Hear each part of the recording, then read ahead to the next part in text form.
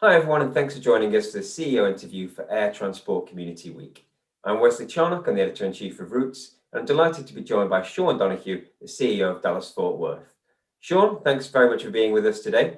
Last time we met was the ATW Awards in New York, I think in 2019. An awful lot has changed since then, I think. So how have things been for you and how are things at the moment? Wes, good to see you, and wish we could be doing this in person. These video calls, I think, like everybody else is, but hopefully sooner than not, we'll be able to get together in person. And we're doing fine, just like the rest of aviation. The last couple months have been a quiet period, as you know, and but at least in the U.S. for domestic travel, there is some good signs, and we're optimistic that, especially into this summer, into fall, we're going to see a pretty good demand for travel, and we're looking forward to that. Okay, that's good news. Where do you think that demand is going to come from? Is that going to be, the pent-up demand for leisure, or is it a bit of VFR, a little bit of business returning? Is it mainly leisure? You're right. It's mainly leisure and, as you said, visiting friends and family.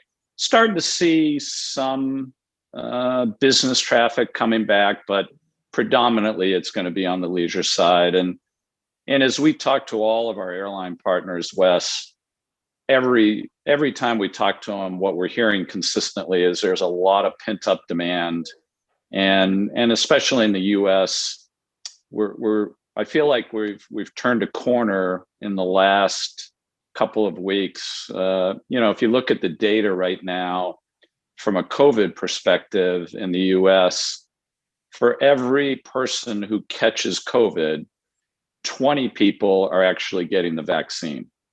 Wow. And when you look at those numbers, that's going to make a big difference over the next couple of weeks and the next couple of months. So, just as you talk to people, you're just getting a sense of optimism, and that's great to see. Yeah, no, definitely good news. Over here in the UK, they've said everyone to be vaccinated by July. So, that's still hopefully, there's a good bit of the summer season left that we can try and recapture there. Right. You mentioned the airline relationships. Obviously, probably a slightly different relationship, or, than it might have been before the pandemic. Are they requiring more support from you at the moment? More data, more information, more regular touch points? What does that look like now? Well, I would say our relationships with our airline partners have always been strong at DFW. They are our customers. That's how we look at them. But since the pandemic hit, I would suggest it's been stronger than ever. And as you know, American has 80% of the traffic at DFW, so we work with them the closest. We've been sharing data. We've been working on projects together. Obviously, we are doing our best to be as cost efficient as possible, and in general, just to be as efficient as possible in running the airport. We made the decision early on in the pandemic, West, to defer payments from our airline partners, and I know that has helped. Sure. And we're just, we've cut back on our capital program, we reduced our operating budget, but at the same time, we are ready for when the traffic does come back. You mentioned earlier that the leisure will be the first thing to come back, and obviously there's potential for different airlines to play a role in that, and different airlines to pivot to new opportunities where they might not have flown before. Do you think in the future there's a potentially a different mix of the carriers taking a bigger role there, potentially more low-cost carriers coming in? What do you think that will look like in future? Sure, that could happen. I believe, Wes, it will happen on the margin. Again, you know the economics of the aviation industry, and when you look at the hubs where an airline has 75-80% of the traffic, it's tough even for the low-cost carriers to come in and establish too big of a presence. But having said that, we're hearing from all of our airline partners that they're starting to plan, especially on the domestic side, to get back to where they were in 18 and 19. And that's a good sign. And the door is always open to conversations, right? That's Absolutely. the case. Absolutely. In terms of your network then, and the places you do serve at the moment, you still have, a large and impressive network. I was just looking before, still some internationals as well, but are there any white spots or any routes you might have lost, or any, commercially important countries or geographies that you want to target in the recovery? Well, it's twofold, Wes. Number one, our priority on the international side is returning back to DFW all the service we had. And that's going to take more time than the domestic recovery, as we all know. And that's true, I believe, for all the major international gateways. But if you look at it from a geography perspective, Mexico and South America has pretty much already recovered. As a matter of fact, I believe we serve more destinations to Mexico now than we did prior to the pandemic.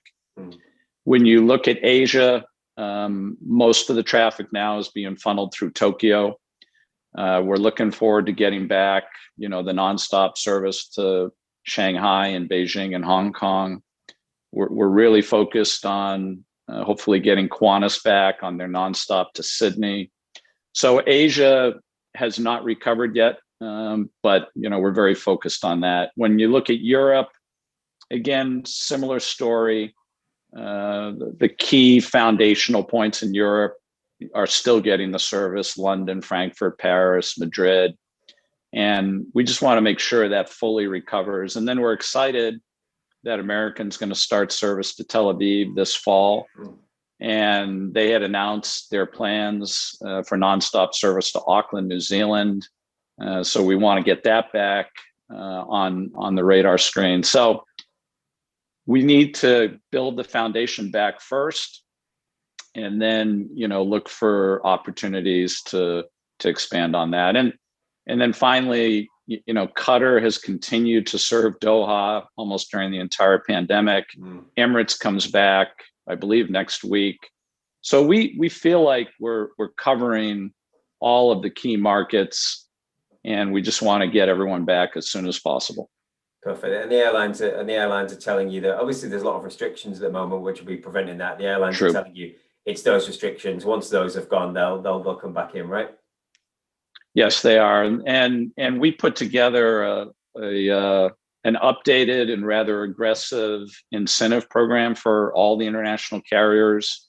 They're aware of it.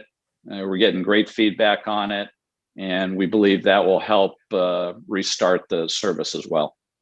Perfect, thank you. And then the last question, really, just around travel habits post-COVID. There are a lot of theories at the moment. Nobody really knows.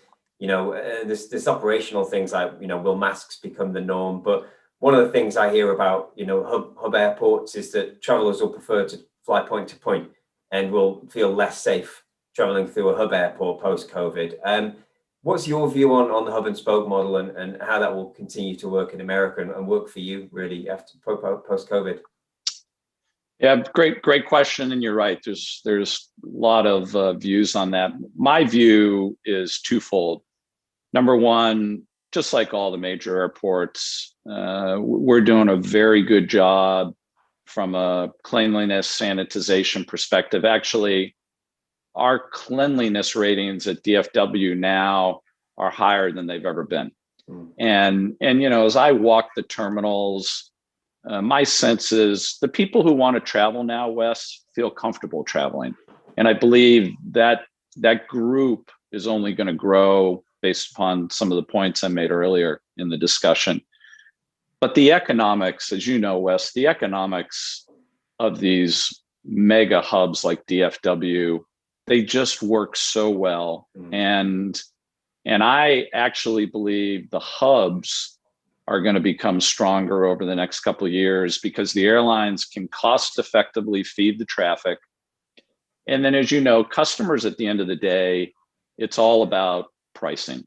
And, if they can get a price that's $25 cheaper in Connect, that behavior, I think, is going to continue to be the priority and it's going to drive all the decisions. And then finally, the point-to-point markets, again, as you know, those historically have been successful because the airlines have been able to get a revenue premium.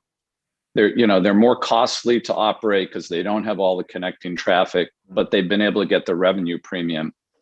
My view is it's going to take some time before a lot of those markets come back, because the revenue, it's going to be hard to gain that revenue premium until overall the economy improves. So my view, and hey, I don't have a crystal ball, is that I actually think the hubs are going to become stronger. Interesting. None of us have a crystal ball. I think that I've given up asking the question about when things will recover, because I was asking that last year, and I was, the answers just got worse and worse until I stopped asking the question, really. I know. But listen, it's really interesting. Thanks very much for your time. And best of luck with the recovery. Best of luck with with post-COVID and everything that entails. Thanks very much for your time today, Sean. Yeah, Wes, great to see you. And hey, listen, as we all know, there's a spirit to travel, and it's going to come back, and it's going to come back domestically in the US faster than international. But that spirit is going to help us on the recovery, and we look forward to taking care of our customers as they do return. Perfect. Thanks very much. Take care. All right. All the best. All right. Thanks.